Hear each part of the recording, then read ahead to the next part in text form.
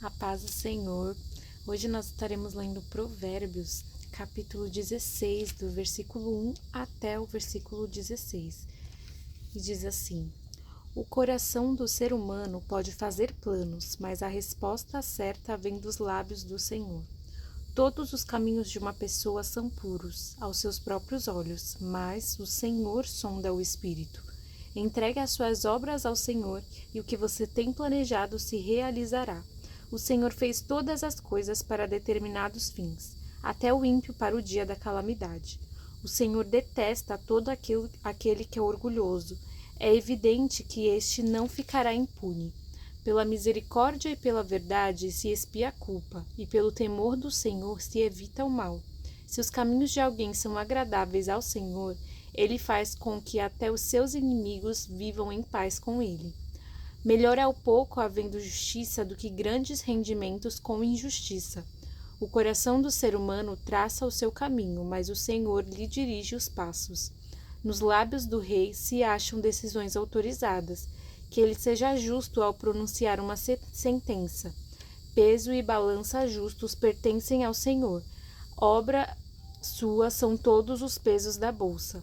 Os reis detestam a prática da maldade, porque o trono se estabelece pela justiça. Os lábios do justo são o contentamento do rei, e ele ama o que fala coisas retas. O furor do rei é como um mensageiro da morte, mas o homem sábio consegue acalmá-lo. O semblante alegre do rei significa vida, e a sua bondade é como chuva fora de época. Quanto melhor é adquirir a sabedoria do que o ouro, e mais excelente é adquirir o entendimento do que a prata. Amém, até aqui.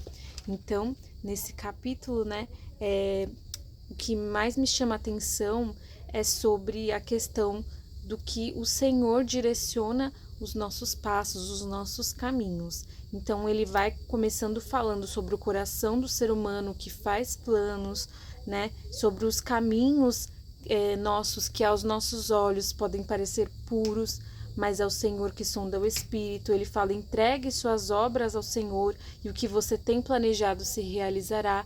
Então, tudo que nós colocamos diante do Senhor para que Ele direcione nas nossas vidas, se vem do Senhor, vai dar certo. Se vem do Senhor, vai ser algo que vai nos trazer benefício, que vai ser bom para nós, e em contraste com o nosso próprio julgamento, que muitas vezes pode ser falho, que muitas vezes não está de acordo, com aquilo que Deus tem realmente para nós. Então, por isso que ele fala: o coração do ser humano pode fazer planos, mas a resposta certa vem do Senhor. Quantas vezes nós já não vivemos isso, fazemos planos, temos tantos sonhos que nós queremos realizar nas nossas vidas, mas no fim eles não dão certo. Mas por quê? Porque Deus tem um plano que é o melhor para nós. E isso, acho que durante toda a minha vida isso ocorreu, porque muitas vezes eu desejava algo, mas acontecia de uma forma diferente, porque eu entregava para o Senhor,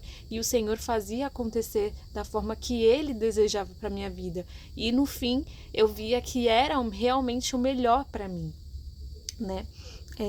Então, se nós entregamos as nossas obras ao Senhor, os nossos caminhos ao Senhor, o que você tem planejado se realizará, ou seja, aquilo que o Senhor tem para a tua vida, que esse seja o teu planejamento, a direção do Senhor para a tua vida. A gente planeja, a gente faz, a gente tem sonhos, mas se nós entregamos ao Senhor, aquilo que é o melhor para nós acontecerá. E ele diz aqui, que todos os caminhos de uma pessoa são puros aos seus próprios olhos, mas o Senhor sonda o espírito. Então, muito cuidado ao nós nos examinarmos e acharmos que aos nossos olhos nós somos bons, nós estamos certos em todo momento, mas se a gente deixar isso para que o Senhor nos mostre realmente o nosso interior, então o Senhor é aquele que sonda o nosso espírito. Então a gente deve a gente deve nos colocar diante de Deus e não diante de nós mesmos, Porque o julgamento certo, ele vem do Senhor, Então, ele diz também que o Senhor detesta todo aquele que é orgulhoso. é evidente que este não ficará impune. Então, o orgulho, nós sabemos também que é o pecado de Satanás. Ele era orgulhoso, ele queria ser mais do que Deus, ele queria estar acima de Deus. Então, muito cuidado com o pecado do orgulho. E aí ele diz que pela misericórdia e pela verdade se expia a culpa. Então, sejamos misericordiosos, sejamos verdadeiros.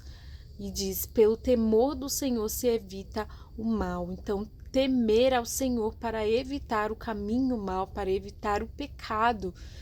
Você tem temido ao Senhor, você tem evitado o mal, evitado o pecado? Então ele disse, os caminhos de alguém são agradáveis ao Senhor, ele faz com que até seus inimigos vivam em paz com ele. Então, que nós andemos por caminhos que sejam agradáveis ao nosso Deus. E aqui ele vai falando também sobre a questão da justiça, né? Melhor é o pouco havendo justiça do que grandes rendimentos com injustiça. Então, essa questão da honestidade. O coração do ser humano traça o seu caminho, mas o Senhor lhe dirige os passos. Então, mais uma vez, ele vem falando, né, sobre o quão enganoso o coração do homem pode ser, mas quando nós colocamos nossos caminhos diante do Senhor, ele vai nos direcionar, ele vai dirigir os nossos passos. E aí ele fala, né, sobre a justiça, sobre o peso e a balança justos que pertencem ao Senhor. Então, o Senhor, ele é justo, ele é compassivo, ele é bom, e se nós submetermos as nossas vidas a ele, nós andaremos por estes caminhos, caminhos de justiça, caminhos de honestidade. E aqui diz, os reis detestam a prática da maldade, porque o trono se estabelece pela justiça. Então, aqueles que verdadeiramente reinam são aqueles que andam por caminhos de justiça. Então, no versículo 16, ele fecha dizendo, quanto melhor é adquirir a sabedoria do que o ouro, e mais excelente é adquirir o entendimento do que a prata.